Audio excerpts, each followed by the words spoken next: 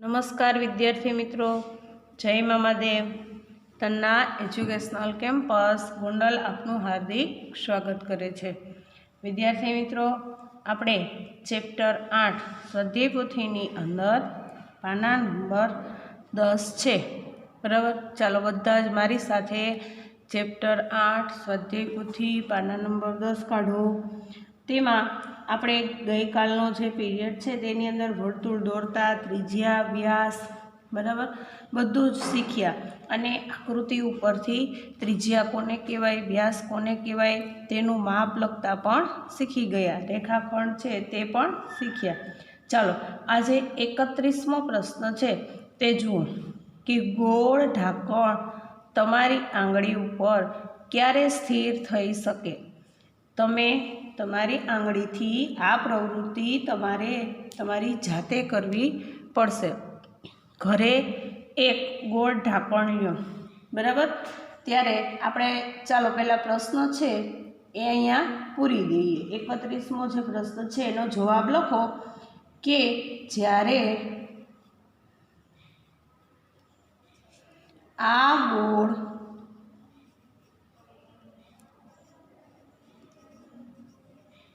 ઢાંકણની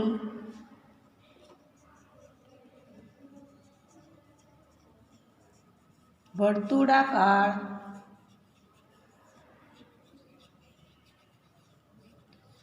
કાલે મેં તમને સમજાવ્યું હતું બાળકો, વર્તુળાકાર એટલે આપણે જે કુંભારનો ચાકડો હોય એ ગોળ ગોળ ગોળ ગોળ ફરતો હોય, એની ઉપર માટલા ને એવું બધું બને, એ તમે જોયેલું હશે. વર્તુળાકાર તમારા હાથની અંદર એક ચક્કરડી રાખો તો પણ એ ગોળ ગોળ ફરે. તમે નાના નાના હોય ત્યારે એક ફરફરિયું આપણે ઓલું જોયું હશે તમે, અને મેળાની અંદરથી એ ફરફરિયું પણ આપણે લીધેલું કે જે બાજુ પવનની દિશા હોય એ બાજુ ફરે ગોળ ગોળ. એ વર્તુળાકાર સપાટી એટલે સપાટીનું જે કેન્દ્ર એટલે આપણે જે વર્તુળ દોર્યા હતા એમાં વચ્ચેનું જે બિંદુ હતું તેને કેન્દ્ર બિંદુ લીધેલું. તો સપાટીનું કેન્દ્ર આંગળી ઉપર, તમારી આંગળી હોય એની ઉપર બરાબર બરાબર બરાબર વચ્ચે આવે, વચ્ચે છે એ આવે ત્યારે આ ઢાંકણ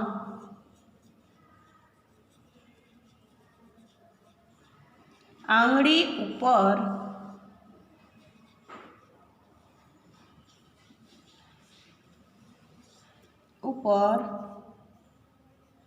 સ્થિર થાય.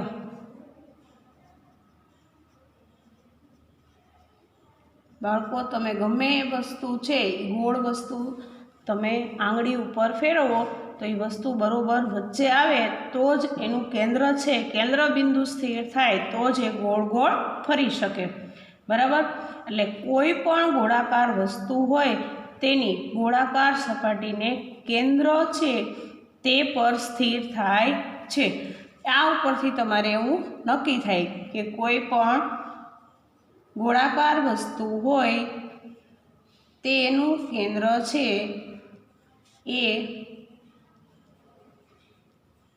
વચ્ચે, હંમેશા યાદ રાખવાનું કે વચ્ચેથી જ તેનું કેન્દ્ર બિંદુ છે એ વચ્ચે હોય તો જ એ વસ્તુ છે એ ગોળાકાર ફરે. ઉદાહરણ તરીકે તમને ખબર હોય તો ગાડાના બે પૈડા હોય ને, એ બે પૈડા છે એ કેવા ફરતા હોય, ગોળ ગોળ ફરે ને તો ગાડું ચાલે. ચાલો, આ રીતે આ પ્રશ્નનો જવાબ છે તમારે તમારી સ્વાધ્યાય પોથીમાં લખવાનો છે. પછી એની નીચે છે પ્રશ્ન નંબર 32. એમાં એક પ્રવૃત્તિ આપેલી, એ તમે જુઓ. નીચે આપેલી આકૃતિ ચિત્ર પરથી માગ્યા પ્રમાણે જવાબ લખો. નીચે 4 ચક્કરડી આપેલી છે. જુઓ, પહેલી ચક્કરડી મિતાની, બીજી ચક્કરડી નીનાની, ત્રીજી રીનાની અને ચોથી લીનાની. આ પ્રવૃત્તિ આપણે પાઠ્યપુસ્તકની અંદર પણ શીખી ગયા હતા. પાઠ્યપુસ્તકમાં બોર્ડમાં આ પ્રવૃત્તિ મેં તમને ચક્કરડી દોરીને આખી વ્યવસ્થિત સમજાવેલી હતી. બરાબર? ચાલો, તો આની ઉપરથી આપણે પ્રશ્નના જવાબ લખવાના છે. કે પહેલો પ્રશ્ન છે, કોની ચક્કરડીની સળી કેન્દ્રથી સૌથી દૂર છે? ચાલો, તમે મને જવાબ આપો કે સૌથી દૂર જો અહીંયા આ સળી આપેલી છે, આ વચ્ચેનું કેન્દ્ર બિંદુ છે, તો સૌથી દૂર કઈ ચક્કરડી છે? એટલે કે સળી છે, દીવાસળીની સળી લગાવેલી છે, તો આ ચક્કરડી તો એ કોની છે? મિતાની. તો જવાબમાં લખો મિતાની. પછી બીજો પ્રશ્ન, કોની ચક્કરડીની સળી કેન્દ્રથી સૌથી નજીક છે? કેન્દ્રથી સૌથી નજીક બરાબર કોની છે? જુઓ, નીનાની. તો લખો નીનાની. ત્રીજો પ્રશ્ન, કોની ચક્કરડી બિલકુલ ફરશે નહીં? હવે કોની ચક્કરડી બિલકુલ નહીં ફરે? કે જેનું દીવાસળીની સળી છે એ કેન્દ્રથી દૂર છે ને તે ચક્કરડી છે એ ફરશે નહીં. તો કોની સળી કેન્દ્રથી દૂર છે? તો કે મિતાની અને કોની છે? રીનાની. એટલે તમે લખો અહીંયા મિતા અને રીના, આ બંનેની ચક્કરડી બિલકુલ ફરશે નહીં. ચોથો પ્રશ્ન, કોની ચક્કરડી થોડીક જ ફરશે? તો જુઓ કે થોડીક અમથી કોની ફરે?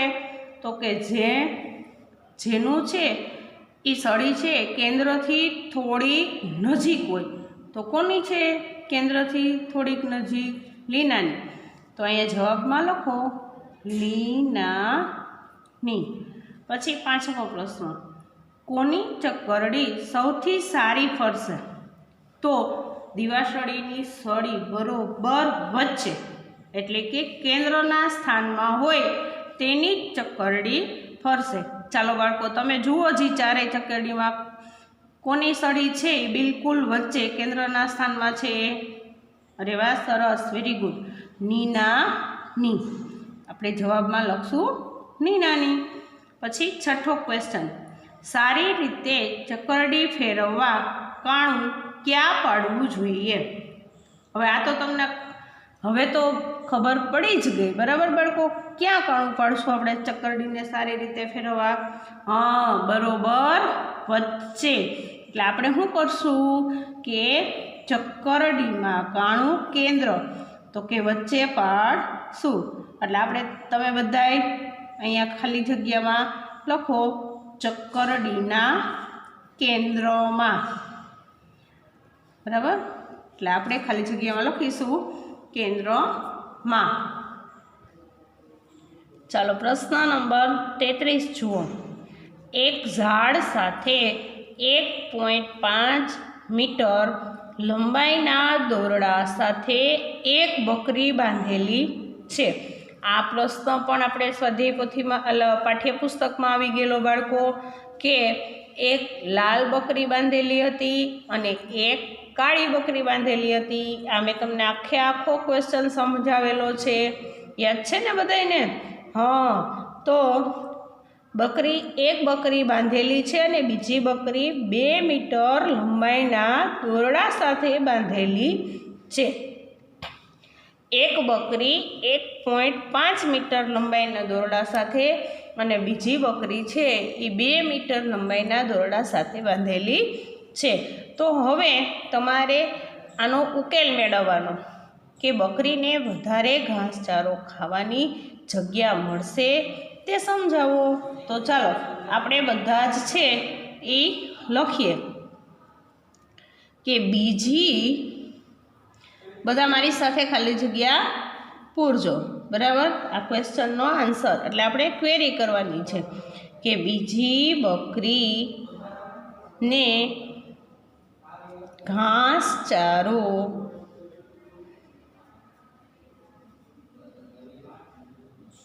ખાવાની જગ્યા વધારે મળશે.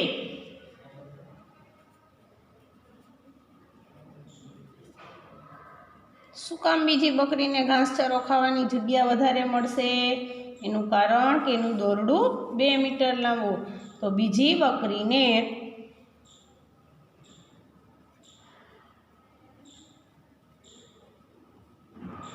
બાંધેલા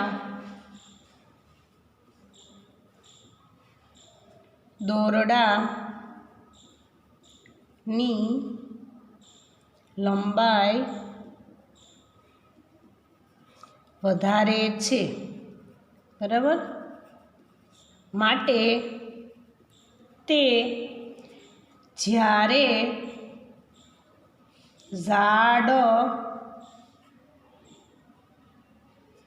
ફરતે ફરશે ત્યારે પહેલી બકરી કરતાં મોટી ત્રિજ્યાવાળા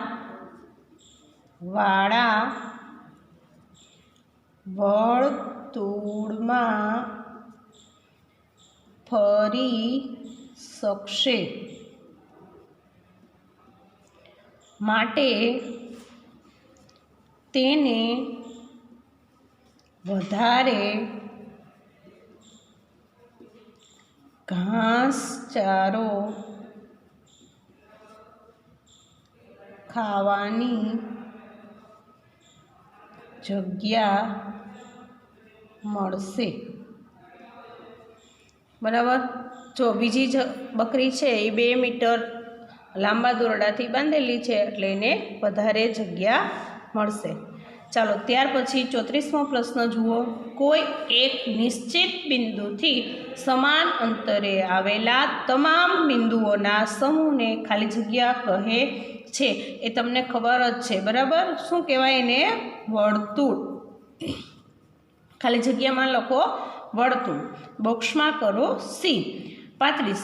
જે રેખાખંડનું એક અંત્ય બિંદુ વર્તુળનું કેન્દ્ર હોય અને બીજું અંત્ય બિંદુ વર્તુળ પર હોય એવા રેખાખંડને શું કહેવાય? ત્રિજ્યા, બરાબર? તો ખાલી જગ્યામાં ત્રિજ્યા લખો અને બોક્સમાં કરો બી. 36. વર્તુળનો વ્યાસ શેમાંથી પસાર થાય છે? એ પ્રશ્નનો જવાબ લખવાનો છે બાળકો, તો મારી સાથે લખો. વર્તુળનો વ્યાસ વર્તુળના કેન્દ્રમાંથી પસાર થાય છે. આ બધું જ આપણે બોર્ડમાં શીખી ગયા છીએ. 37મો પ્રશ્ન. એક જ વર્તુળમાં કેટલી ત્રિજ્યાઓ મળે? એ તો તમને ખબર જ છે. કેટલી ત્રિજ્યાઓ મળે બાળકો? અસંખ્ય. એક જ વર્તુળમાં અસંખ્ય ત્રિજ્યાઓ મળે છે. ચાલો પાના નંબર 11 કાઢો બધા જ. 38મો પ્રશ્ન જુઓ. એક જ વર્તુળના તમામ વ્યાસના માપ કેવા હોય છે? વિદ્યાર્થી મિત્રો, એક વર્તુળના તમામ જે વર્તુળની અંદર જેટલા પણ વ્યાસ હોય તેના માપ કેવા હોય? સરખા જ હોય. જેમ ત્રિજ્યાના માપ સરખા હોય તેમ વ્યાસના માપ પણ સરખા હોય. 39મો પ્રશ્ન. એક જ કેન્દ્રમાંથી કેટલા વર્તુળો બનાવી શકાય? એક કેન્દ્રમાંથી અસંખ્ય વર્તુળો બનાવી શકાય. એ મેં તમને કાલે જ શીખવું હતું, બરાબર? પરિકરની મદદથી આપણે તે બધુંય શીખી ગયા. 40મો. એક જ વર્તુળની બધી જ ત્રિજ્યાના માપ કેવા હોય છે? એક જ વર્તુળની બધી ત્રિજ્યાના માપ પણ સરખા હોય છે. એક વર્તુળની ત્રિજ્યા 5 સેમી હોય તો તેનો વ્યાસ, કાલે આપણે દાખલા પણ જોયા કે એ ત્રિજ્યા 5 તો વ્યાસ 10 બમણો, બરાબર? એટલે વ્યાસ કરતાં ત્રિજ્યા અડધી અને ત્રિજ્યા કરતાં વ્યાસ આખો. એટલે ત્રિજ્યા 5 હોય તો વ્યાસ કેટલો થશે બાળકો? 10, બરાબર 10 સેમી. પછી 42, એક વર્તુળનો વ્યાસ 12 સેમી હોય તો તેની ત્રિજ્યા 12 ના અડધા. 12 ના અડધા કેટલા થશે? 6. બરાબર. તો 12 સેમી વ્યાસ હોય તો ત્રિજ્યા કેટલી થશે? 6 સેમી. પછી 43, દરેક વર્તુળને કેટલા કેન્દ્ર હોય છે? હંમેશા યાદ રાખજો બાળકો, દરેક વર્તુળને માત્ર એક જ કેન્દ્ર બિંદુ હોય. બરાબર. વ્યાસ અનેક હોય, ત્રિજ્યા અનેક હોય, પણ કેન્દ્ર બિંદુ છે તે હંમેશા એક જ હોય છે. આ વસ્તુને ખાસ ધ્યાનમાં લેવાની છે અને યાદ પણ રાખવાનું છે. ચાલો બાળકો, 44મો પ્રશ્ન જુઓ. નીચે આપેલા વર્તુળની ત્રિજ્યા અને વ્યાસ માપપટ્ટીની મદદથી શોધીને તે તમારે લખવાનું છે. આપણે આવી સ્કેલનો તમને બધાને કીધું તો મેં આ સ્કેલનો ઉપયોગ કરવાનો આગળ એ બધું શીખી ગયા છીએ. આપણે સેન્ટીમીટરનું માપ લેતા પણ શીખી ગયા છીએ. ચાલો, અહીં તમને એક વર્તુળ આપેલું છે. બરાબર. પહેલો ક્વેશ્ચન, એ વર્તુળનું તમારે પહેલાં તો શું માપવાનું છે? ત્રિજ્યા માપવાની છે. બાળકો જુઓ, વર્તુળની ત્રિજ્યા માપી તો તમે અહીંથી કેન્દ્ર બિંદુથી માપો તો પણ તમારું એક્ઝેક્ટ માપ જ આવે. જો અહીંથી કેન્દ્ર બિંદુથી જે કેન્દ્ર બિંદુ છે ત્યાં 0નો પોઈન્ટ રાખો અને અહીં જો વર્તુળનું જે લાઈન છે, વર્તુળની લાઈન, ત્યાં શું આવ્યું? 2 પછીનો મોટો કાપો, એટલે ત્યાં જો ઝીણા અક્ષરથી 5 લખેલું હશે, છે ને? હા, તો અહીં એની ત્રિજ્યા આવશે 2.5 સેમી. હવે ત્રિજ્યા 2.5 સેમી હોય તો વ્યાસ કેટલો થાય? એનો ડબલ. કેવો થાય? ડબલ. એટલે 2.5 ગુણ્યા 2 કરો એટલે 5 દુ 10 ની શું વધી પડી 1, 2 દુ 4 ને 1 5. બરાબર. એટલે આપણે મીમીનો 0 છે એ ઉડી જાય. એટલે 2.5 સેમી ત્રિજ્યા હોય તો વ્યાસ ડબલ એટલે 5 સેમી થાય. બરાબર. હવે સામે બીજું જુઓ. હવે એ વર્તુળ છે તેનું પહેલાં સૌ પ્રથમ તેની ત્રિજ્યા માપો. કેટલા સેમીની છે? બરાબર. હવે આવી રીતના પહેલે શરૂઆતથી ન ખબર પડે તો કેન્દ્રના સ્થાને 0 રાખો. રાખ્યો અહીંયા સ્કેલનું. હવે જ્યાં વર્તુળની રેખા છે ત્યાં કયો પોઈન્ટ આવ્યો? 1 આવ્યો ને બાળકો? તો અહીંયા ત્રિજ્યા 1 સેમી તો વ્યાસ એનો ડબલ એટલે 2 સેમી. બરાબર. હવે નીચેનું ત્રીજું વર્તુળ જુઓ. તેમાં તમે સ્કેલની મદદથી માપી લો. તેમાં 0ના સ્થાને છે એ વર્તુળની રેખા રાખો અને વચ્ચેનું કાળા ટપકાવાળું કેન્દ્રબિંદુ છે ત્યાં કેટલા અંક આવ્યા સ્કેલમાં? 2 અંક. તો તમારી ખાલી જગ્યામાં લખો 2 સેમી. તો 2 સેમી ત્રિજ્યા હોય તો વ્યાસ ડબલ 4 સેમી. બરાબર. હવે ચોથું છે એ પણ સેમ એ જ રીતે કરવાનું. બરાબર. કે ચાલો સ્કેલની મદદથી સૌ પ્રથમ પહેલાં માપો. કેન્દ્રના સ્થાને 0 રાખો અને જે કે વર્તુળ છે એ વર્તુળની જે રેખા દોરેલી છે એ તમારે ક્યાં પોઈન્ટ ઉપર આવી જો બાળકો? જોજો, ખાસ એટલે ખાસ જોજો કે 5 ઉપર નથી આવી. 5 પછીનો નાનો કાપો 6, એનથી નાનો 7 અને એનથી નાનો એ આવી. ક્યાં આવી? 8 ઉપર આવી. એટલે 1.8 સેમી. બરાબર. 1.8 સેમી. આપણે એ સ્કેલ બોર્ડમાં દોરીને બધા જ કાપા કેવી રીતે કરવાના તે મીમી અને સેમી આપણે શીખી ગયા હતા. બરાબર. તો હવે 1.8ના ડબલ કરવાના. તો 1.8ના ડબલ કરો તો પહેલાં જો સમજી લો કે 1.8 ગુણ્યા 2 કરવાના. તો 2 8 16નો છગડો વધી પડી 1, 2 1 2 ને 1 3. તો 36 છે એ સેમીનો થાય પણ અહીં 1 અંક પછી પોઈન્ટ છે એટલે તમારે પણ નીચે 1 અંક પછી પોઈન્ટ મૂકવાનું. સમજાણું? આ સાદીને સરળ ભાષા છે કે અહીં ઉપર 1.8 છે એટલે 1 અંક પછી પોઈન્ટ છે તો આપણે અહીંયા 1 અંક પછી પોઈન્ટ મૂકીશું.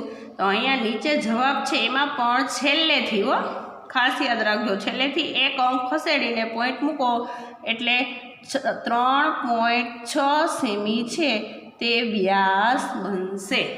બરાબર? ચાલો હવે પાના નંબર 12 કાઢો. પાના નંબર 12 પર 5મું અને 6થું 2 વર્તુળ આપેલા છે. ચાલો તમારે પાછા સૌ પ્રથમ એ વર્તુળનું માપ લેવાનું છે. 0 એ કેન્દ્ર સ્થાન રાખો તો તમને સાચી ત્રિજ્યા મળશે. અને વર્તુળની લાઈન છે જે રેખાખંડ ત્યાં કયો અંક આવ્યો સ્કેલમાં? જોજો બધાય ખાસ, કયો અંક આવ્યો? 3 સેમી. કેટલો આવ્યો? 3 સેમી. તો આપણે અહીં ખાલી જગ્યામાં ત્રિજ્યા 3 સેમી તો વ્યાસ ડબલ એટલે 6 સેમી. પછી એના પછી છઠ્ઠું વર્તુળ જુઓ, એમાં પણ સ્કેલથી કેન્દ્ર સ્થાને 0 રાખો અને જે વર્તુળની લાઈન છે તે ક્યાં આવે છે? 1 પછીના વચ્ચેના મોટા કાપે. બરાબર? 1 અને 2ની વચ્ચેના મોટા કાપે આવે છે. તો તે શું દર્શાવે? 1.5. એટલે તમારું આ જે વર્તુળ છે તે 1.5 સેમીનું છે. તો એનો વ્યાસ હમણાં જેમ મેં તમને કીધું હતું એમ, જો 1.5 એટલે 1.5 થાય કે નહીં? 1.5 ને 1.5 કેટલા થાય? 3 સેમી. બરાબર? તો એનો વ્યાસ છે તે 3 સેમી થાય. આ રીતે તમે 1.5 ગુણ્યા 2 કરો, 5 દુ 10 ની સોય વધી પડી 1, 2 1 2 ને 1 3. તો અહીં 5 ની અહીંયા 1 અંક પછી પોઈન્ટ છે તો અહીંયા પણ 1 અંક પછી પોઈન્ટ મૂકવો એટલે પોઈન્ટની પાછળ 0નો કાંઈ અર્થ હોતો નથી. એટલે 3 સેમી તમારો સાચો જવાબ. ચાલો ત્યાર પછી 45મો દાખલો જુઓ. એ 45મો દાખલો તમને શું કહેવા માંગે છે બાળકો? કે અહીં આ આકૃતિ છે એમાં વચ્ચેનું બિંદુ O છે. વચ્ચેનું બિંદુ કેવું છે? O. પછી O થી B આ ત્રિજ્યા, O થી E ત્રિજ્યા, O થી C ત્રિજ્યા, O થી D ત્રિજ્યા, O થી A ત્રિજ્યા. પછી અહીંયા જુઓ A અને B, આ A અને B વ્યાસ અને D અને C આ પણ વ્યાસ થાય. તો તમારે અહીંયા બાજુમાં જે વસ્તુ અહીંયા આપેલી છે OA રેખાખંડ, OB રેખાખંડ, AB રેખાખંડ, OC રેખાખંડ, O કેન્દ્રબિંદુ અને DE રેખાખંડ, તમારે આમાંથી વ્યાસ, કેન્દ્ર અને ત્રિજ્યા જે આવતું હોય તેમાં જોઈન્ટ કરવાનું છે. જો એટલે કે જોડવાનું છે. જો OA તો અહીંયા તમે શોધો O અને A એને શું કહેવાય? ત્રિજ્યા. તો આપણે અહીં પોઈન્ટ જ જોડવાનું, ત્રિજ્યામાં જોડવાનું. પછી OB એ પણ ત્રિજ્યા. પછી A અને B જુઓ, E ક્યાં છે? વર્તુળ ઉપર છે બંને બિંદુ એટલે E વ્યાસ. તો તમારે વ્યાસ સાથે જોડવાનું. પછી OC ત્રિજ્યા.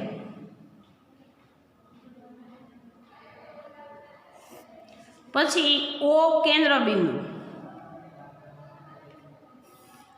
અને DE. તો DE છે એ શું છે?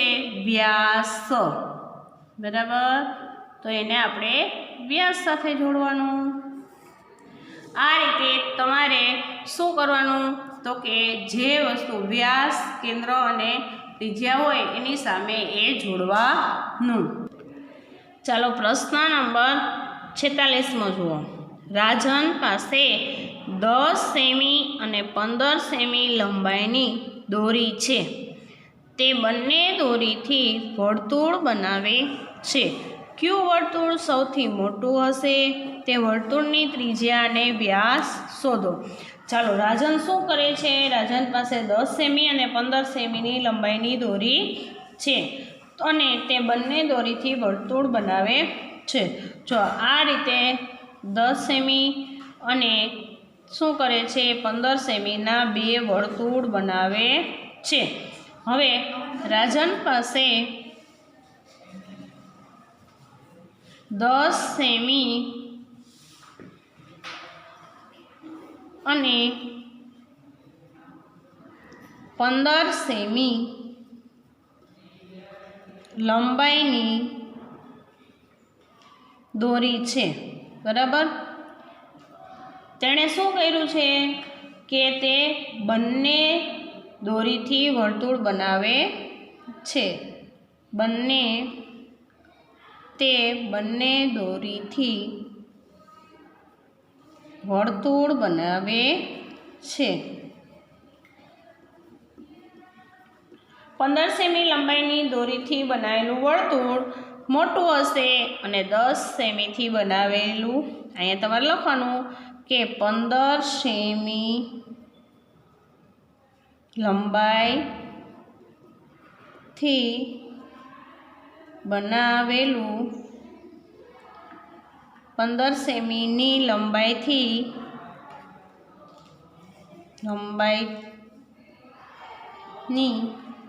દોરીથી બનાવેલું વર્તુળ મોટું હશે, બરાબર। તો મોટા વર્તુળની ત્રિજ્યા તમારે શોધવાની। તો કઈ રીતે દાખલો ગણવાનો આપણે? જો મોટા વર્તુળની ત્રિજ્યા છે એ તમારે શું કરવાનું છે કે મોટા વર્તુળની ત્રિજ્યા 15 સેમી છે, તો અહીંયા સૌ પ્રથમ તમે સૂત્ર લખો કે ત્રિજ્યા 15 સેમી હોય તો વ્યાસ કેટલો? 2 ગુણ્યા ત્રિજ્યા, તો 2 ગુણ્યા 15 બરાબર 30 સેમી, બરાબર। આ રીતે આપણે દાખલો ગણવાનો।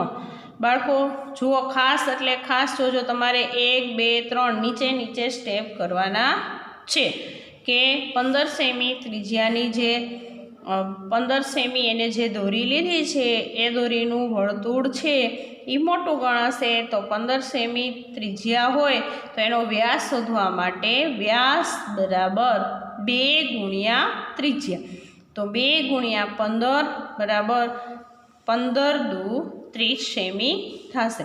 આ રીતે આપણે દાખલો ગણવાનો રહેશે। બાળકો, મને આશા છે કે તમે બધા જ તમારી સ્વાધ્યાય પોથીમાં સારા અક્ષરે આ બધું જ પૂર્ણ કરી લેજો, બરાબર। જય મામાદેવ।